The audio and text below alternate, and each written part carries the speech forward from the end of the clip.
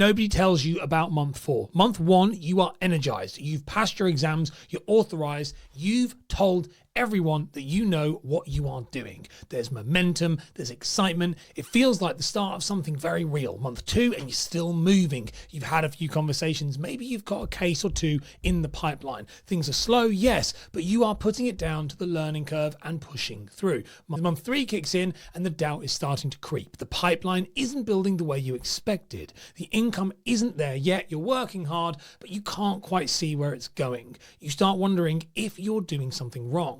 And then month 4, and that's where it gets quiet. And that quiet, a lot of new brokers start making decisions they'll regret.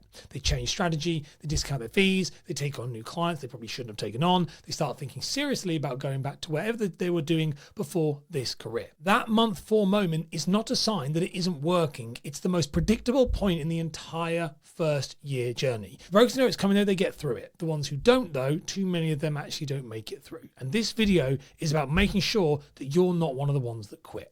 Now, by the end of this video, you're going to have an honest, clear picture of what the first year as a mortgage broker can potentially look like, the timeline, the emotional reality, and the specific points where most people struggle. And also why. You have a framework for getting through it without making the reactive decisions. Set your business back just as it was starting to build. Is a video I wish someone had handed me before year 1 started. So what does year 1 actually look like? Well, let's be straight about the timeline, because vague reassurances don't help the plan. The first 3 months for most new brokers are about building the foundations, getting your processes in place, having your first client conversations, submitting your first cases. Income in this period is inconsistent at best. You'll complete a case and feel the business is working. Other months, the pipeline stalls and the bank account just reflects that, because you're really not going to make much money at all. This is normal. It doesn't mean you're failing. It means that you are beginning. Months 3 to 6 is where the real test actually starts. The initial energy has settled, the novelty has worn off, and the referrals from friends and families, the warm, easy first cases that you get, they've mostly come through and they're not going to get it anymore. And now you actually start starting to build something from scratch, and it's slower and it's harder than it felt in month 1. This is the period where structure either saves you or the lack of it starts to really slow you. You see, month 6 to 12, for brokers who stay consistent and keep their processes tight, this is where compounding begins. Past clients are starting to refer people, your name is now starting to travel in your network, and the cases are coming in more regularly, hopefully, and the income is starting to become a little bit more predictable. It's not comfortable yet, nowhere near, but it's moving in the right direction and you can feel it. That is the real honest shape of year 1. Slow start, difficult middle, gradual build. None of it is glamorous at all. All of it, though, is necessary. I want to be specific here because I think year 1 is tough, is not very useful information. What's useful is knowing exactly what you're going to face so that you can prepare for it rather than be blindsided by it.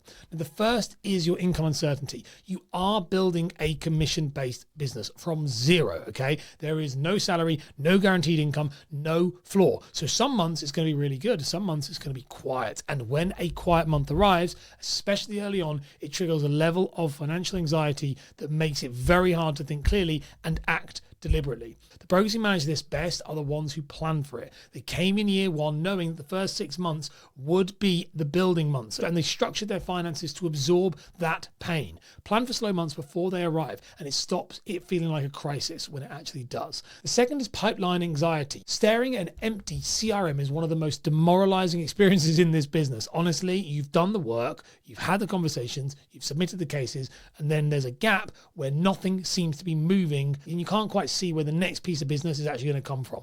That anxiety, that leads to reactive behavior, chasing clients too hard, changing your approach mid-process, jumping between lead sources, looking for something that produces results faster, all of which, by the way, makes things worse. The answer to pipeline anxiety is not more activity. It's more consistent activity in fewer places. Pick your source of business and work it properly instead of spreading yourself thin across 5 different ones, and none of them get enough attention. The third is first client nerves. There is a specific kind of anxiety that comes with those first few conversations. Sitting across from someone who is about to make the biggest financial decision of their life and trusting you to guide them through it. Even if you know your product, even if you are prepared, there's a voice in the background asking whether you really know enough, whether you are going to get something wrong, whether they can tell that you're new. That voice doesn't disappear immediately, but it does get quieter every time you go through a conversation and it goes well. The only way past it is through it. So prepare your process, practice your first conversation framework out loud before you ever use it with the clients, and trust that the discomfort of early client conversations is the price of becoming someone who has none of them in the future. The fourth is information overload. Year one throws an enormous amount at you all simultaneously. Lender criteria, compliance requirements, protection conversations, sourcing systems, network processes, case management, client communications, and somewhere in all of that, you're also supposed to be marketing yourself and building a pipeline too. And most new brokers, they try to absorb everything at once and they end up paralyzed by the volume of it. The answer is sequencing, okay? You do not need to know everything on day one, not at all. You need to know enough to serve the client in front of you and build the rest of your knowledge around the case as they come in, okay? Focus on depth in a few areas before you actually go wide across all of them. The fifth is rejection and silence. You will reach out to people who don't respond. You will have conversations that feel promising and they just go cold. You will lose cases to other brokers, sometimes for reasons you will never really fully understand. In the early months, when the pipeline is thin, each of those silences feels significant, like evidence that this whole thing isn't working, that you're just not good enough, that the market doesn't want what you are offering. But this isn't evidence of any of those things, by the way. It is the normal attrition rate of building a business. Every broker who's doing well now, they went through the same silence in their early months. The ones who succeeded, though, they did so by measuring their input, the conversations they had, the follow-ups they sent, the content they created, rather than obsessing on every single individual client outcome. The sixth one is compliance anxiety, the fear of getting something wrong, misadvising a client, missing a protection need, getting a fact find incomplete, doing something that puts your authorization at risk. That anxiety is healthy in very small doses because it does keep you careful. It becomes a problem though when it stops you processing cases or having conversations that need to be had.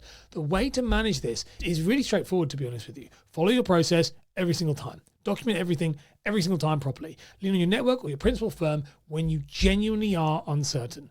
You are not expected to know everything on day one. You are expected, though, to know how to find the answers and who to ask. Here's the pattern I see often in brokers who don't make it through year one.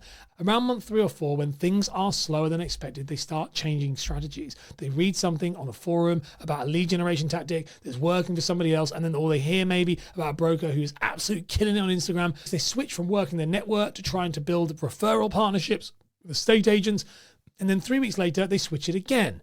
Every time you change your strategy, you are resetting the clock. Whatever small amount of momentum that you'd built in that one direction, it disappears and you start from zero in the new one again. Okay. And because the new strategy also takes time to produce results, month 5 is going to arrive with nothing gaining any traction anywhere. The brokers who make it through year one are almost always the ones who picked a direction and they stayed in it long enough for it to actually work. Not forever, not rigidly either, but long enough to actually find out whether it was working rather than abandoning it at the first sign of slow progress. You see, when things feel slow, and they will feel slow, the answer is almost never to change what you're doing. It's to do what you're doing, but more consistently, with more focus and with more patience than feels comfortable. That's what actually is going to get you through it. What will actually get you through it are 3 things. And that's all this comes down to.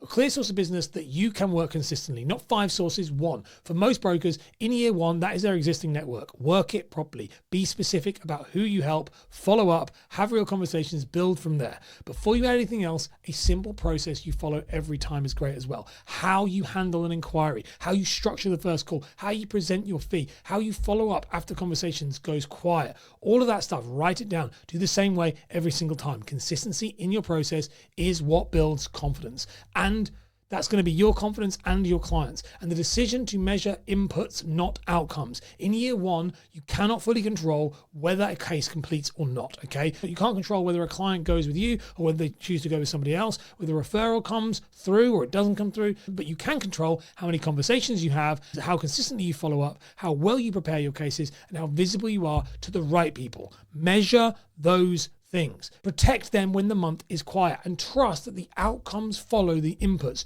not immediately, but inevitably. See, year 1 is hard. I'm not going to tell you otherwise, but it's hard in ways that are completely survivable if you know what's coming and you have a framework for getting through it. Month 4 moment will arrive and the pipeline anxiety will be real. The client nerves will show up, but none of that means that you are in the wrong career. It just means you're in the right one and you're right at the beginning of it. Now, if you want to check out my deep dive in that first year, which goes into a lot lot more depth about all the different things that you can consider and that you could be aware of, then check out this video on screen right now.